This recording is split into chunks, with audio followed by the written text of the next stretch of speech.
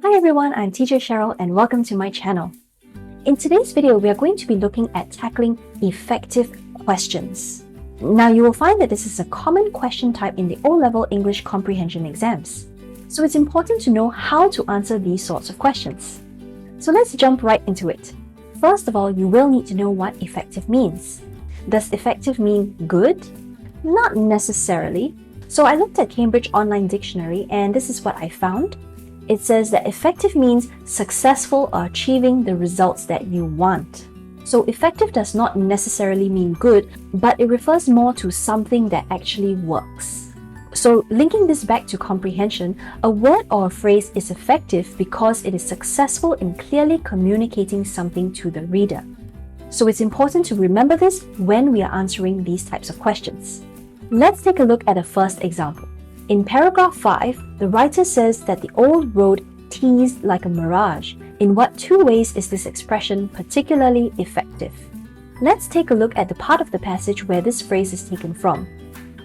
The old road teased like a mirage, disappearing beneath the bus, reappearing first on one side, then on the other. As we turned a corner, a new page seemed to have appeared, and the tranquil view changed dramatically. So to answer effective questions, the very first thing that we need to do is to understand and to be able to explain the meaning of the word or that phrase. And then after that, we can describe its effectiveness. And to describe its effectiveness, you can usually talk about the language features, such as the sentence structure, figurative language, and so on. So let's start off with the meaning of the phrase. So notice there are two words here, teased and mirage. We need to know what the meaning of these two words are. So the Merriam-Webster dictionary defines tease as to make fun of. And mirage is defined as an image produced by very hot air of something that seems to be far away and does not really exist. So now that we know the meaning of the words tease and mirage, let's go back to the passage again. So notice in the passage what comes right after the phrase tease like a mirage is disappearing beneath the bus, reappearing first on one side, then on the other. So we know that a mirage is something that looks like it's there, but it's not really there. And in the text, they also talk about how it appears and disappears to the characters. The first part of the answer would be something like this. The expression is effective because it compares the old road to an illusion with its appearing and disappearing acts. So notice that in this first part of my answer, I'm focusing on the meaning of the word mirage. And my second way is, it is also effective because it personifies the road as if it was making fun of the viewers, getting them to wonder where it disappeared to. So in this second part, I'm focusing more on the word teased. Notice how I've used the words compares and personifies. These two words are the language features. It's what the writer is doing in his writing. He is comparing something and he has also personified something. Also, notice in the first part of my answer, I've added illusion with its appearing and disappearing acts, and the second part, making fun of the viewers.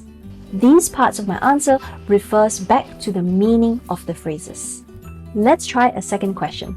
I'll read an extract of the passage for you. Hills like surf, pale green, dark green, blue black, stretched as far as the eye could see and billowed out into a haze.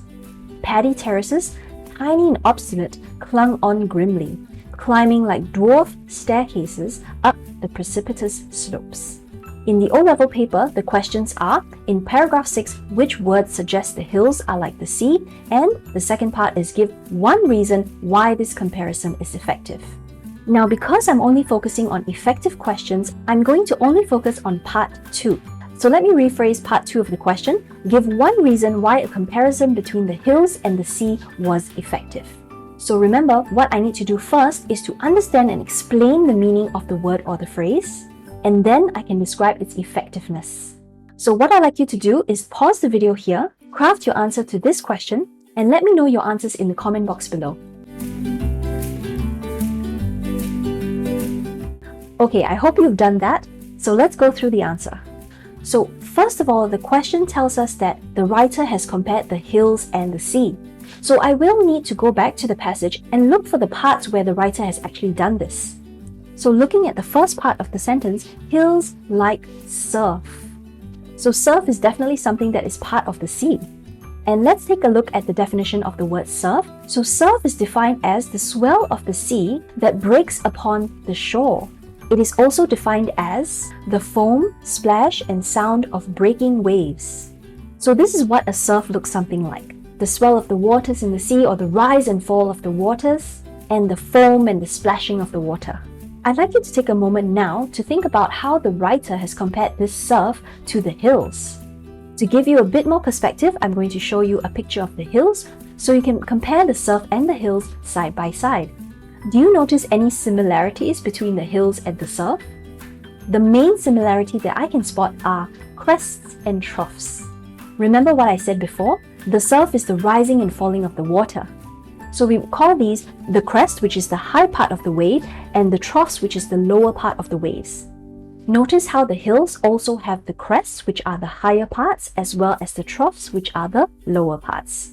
So let's go back to the question. So for this question, I have 3 suggested answers for you. Let's look at the first one. The comparison is effective because the peaks and valleys of hills are similar to the crests and troughs of the sea. So in this answer, we've stated the language feature, which is the comparison, and we explain what the actual comparison is. I've also added the crests and troughs because that is basically the meaning of the word surf. Now notice also in the passage they have included this: pale green, dark green, blue, black. So if I go back to my previous slide, take a look at the 2 pictures again. Can you compare the colors? So if I were to use this point, my answer would be something like this. The comparison is effective because both the hills and the sea have different shades of green, blue, and black. So I've used clues from the text to help me come to this answer. Now let's read on further. So stretched as far as the eye could see. So this tells us that it's really vast. So another suggested answer for this is the comparison is effective because the vastness of the hills is similar to that of the sea. So for this particular answer, I'm focusing more on the vastness of both the hills and the sea. Okay, so we've come to the end of today's lesson. So what's next? Keep practicing. I also have another video where I cover how to answer questions about irony. I'll leave a link in the description box for you. Do keep a lookout for other videos where I'm going to be covering other types of comprehension questions as well. If you'd like a video on a specific question type, do let me know in the comments box below.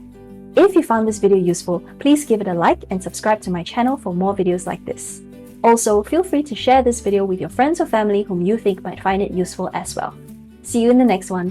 Bye!